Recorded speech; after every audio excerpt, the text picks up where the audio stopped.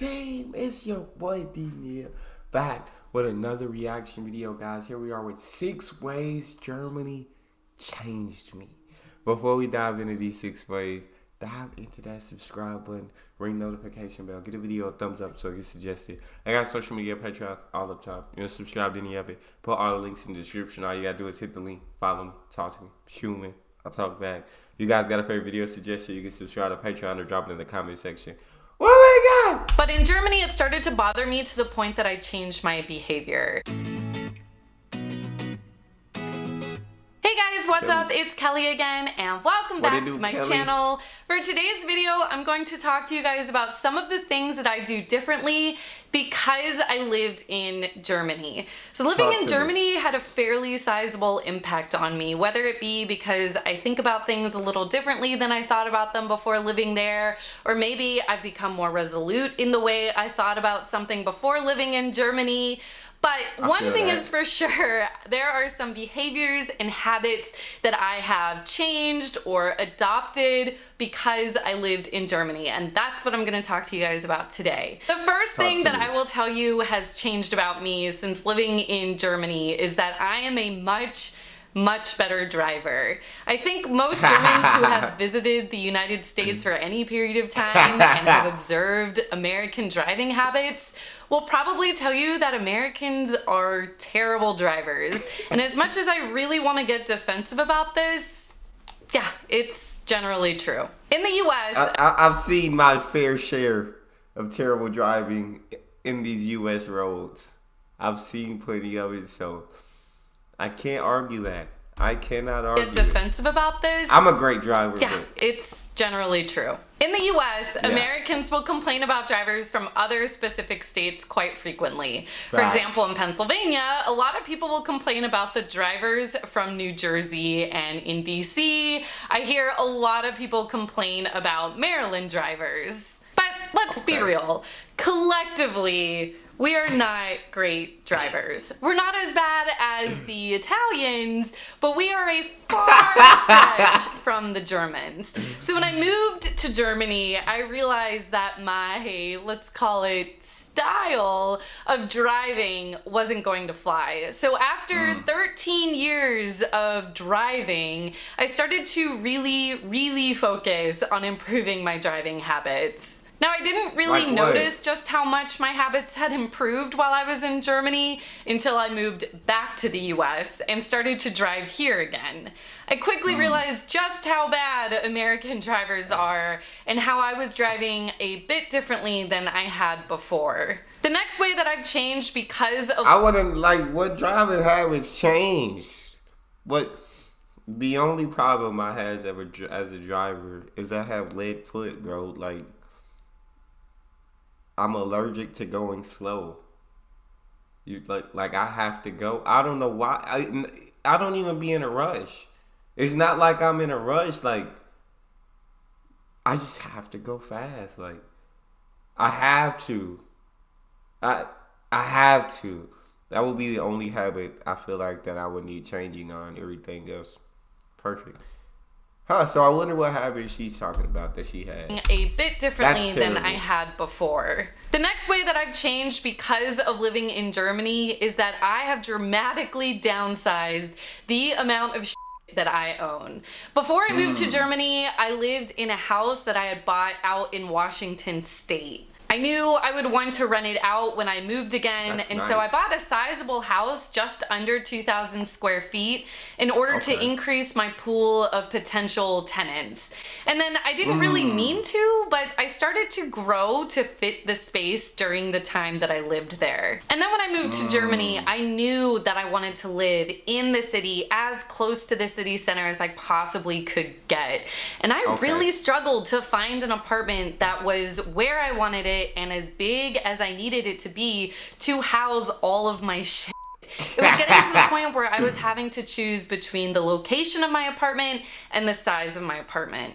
Somehow I did end up finding an apartment that was big enough to store everything that I had, But I decided that because of this exhaustive search that I had to do to be able to find that apartment, that I needed to seriously focus on downsizing how much stuff I owned, because I never wanted to be in a position again where the amount of stuff, useless stuff that I own would be a dictating factor as to where I could live. Now, of course, you could argue that this same exact thing would have happened to me if I moved into a city in the US, a city like DC where I live now. But in the US, I feel that there is a culture that pressures you to, one, buy a house, and two, buy a big house. Now, I think that this is starting to change, and it will change more and more with each passing year. So I'm kind of curious about what the American dream of owning a house with a white... It's changing because them houses keep going up. The prices of houses keep shooting up, and people are like, hey, like, we can't just be buying houses no more. You can't. You cannot just be out here buying houses no more. If you can, that's good on you, but yeah, them houses is no joke. No joke. So I'm kind of curious about what the American dream of owning a house with a white picket fence will look like in 20 years. But that culture exists now in the US, and I don't think it exists in Germany. There are a lot of Germans who live their entire lives renting out small apartments, and I didn't feel like any Germans felt pressured to go out and buy a nice, big, fancy house just to fill up with a bunch of stuff. And there also aren't any built-in closets in the apartments in Germany. So when I moved there, I had to go out and buy wardrobes or buy portable closets so that I could store all of my clothes. And I think this served as a really big wake-up call for me, because I had to buy multiple wardrobes just to be able to hang up all of these clothes that I didn't wear and definitely did not need. So all of these factors that I experienced from living in Germany has led to me being able to move from a 2,000 square foot house that I lived in by myself into a 670 square foot apartment that I comfortably share with my boyfriend. And really, that's like 1/3 the size of the not 1/3. I'm sorry. In the meters, it looked like almost 1/3, but less than half. My God, how that is an adjustment. That's a big adjustment to make. A square foot apartment that I comfortably share with my boyfriend. And really, I'm looking to get rid of even more stuff. I had completely changed the way that I shop for groceries because of living in Germany. And one thing that I never ever thought that I would ever do is daily grocery shopping. Before I moved to Germany, I used to go shopping for my groceries once a week on Sunday. When I moved to Germany, all of that changed, and not just because I couldn't do my weekly shopping on Sundays anymore, since all of the stores are closed on Sundays in Germany, but for many other reasons. In Germany, I did mostly all of my grocery shopping at the Rewe or Aldi in the city near my apartment. And whenever I would go for my weekly trip, just like I was doing in the US, I started to notice that I was the only one buying large quantities of groceries. It seemed to me like everyone else in line around me in these city grocery stores were just buying a few items. I can't say if this sort of thing would have really bothered me in the US or not, because in the US I'm so used to there being a fair mix of people buying a lot or buying a little, and there being more checkout lines even in city grocery stores. But in Germany, it started to bother me to the point that I changed my behavior. So I would get in line with all of these people who were buying just a few things, and I would bring up all of my items and start putting it on the conveyor belt, and I could hear audible sighs from the people standing behind me in line, waiting for all of my items to get rung up by the cashier, and then for me to be desperately bagging everything at the same time and then paying to leave. So after a few times, they was upset with her. They was mad. You know she got a shopping cart full of groceries, bro. Now everybody gotta wait for her. That's funny.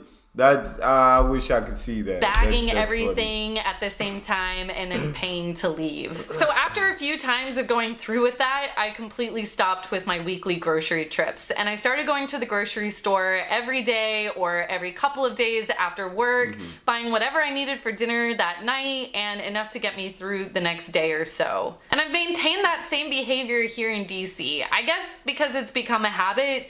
And also, it's relieved me of the chore of spending a good portion of my Sunday going to the grocery store, which I always hated. Now, I need to caveat this by saying that the only way that I'm able to keep this habit is because I live in a city like DC and I have 3 grocery stores well within walking distance of my apartment. Everywhere else, nice. I've lived in the US and I've lived in 7 different states, in multiple different houses in some of those states. I lived no closer than a 10-minute drive from the nearest grocery store. So the option of doing daily grocery shopping doesn't exist in any of the places I've lived before here. Also, because I was always walking to and from the grocery store for my daily shopping trip, I didn't want to have to carry that much stuff from the store to my apartment. And so that also worked to decrease how much I wanted to buy at the store. And to make sure that I didn't buy too much for me to be able to comfortably carry, I got into the habit of carrying a basket around the grocery store instead of pushing a cart, which also helped to control how much money I spent at the store. And I still do that now. The next one is that I now walk and ride my bike as much as I possibly can instead of driving. So when I moved to Germany, I very quickly adapted to the idea of using public transportation or getting yourself places manually. And I loved how many bike lanes there were. I loved how German drivers knew how to maneuver around cyclists. It made riding your bike a very attractive option, especially compared to the US.